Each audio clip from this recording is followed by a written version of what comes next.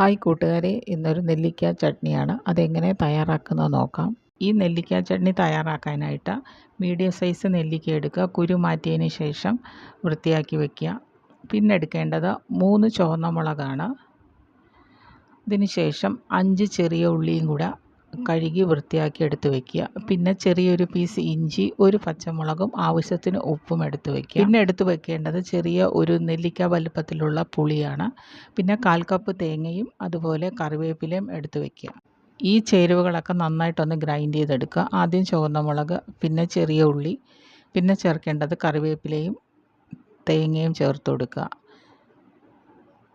പിന്നെ ചേർക്കേണ്ടത് നെല്ലിക്ക, അതുപോലെ പുളി, പിന്നെ ചേർക്കേണ്ടത് ഇഞ്ചി, പച്ചമുളകും ഉപ്പും ചേർത്ത് വെള്ളം ചേർക്കാതെ നന്നായിട്ട് ഒന്ന് ഗ്രൈൻഡ് ചെയ്തെടുക്കുക.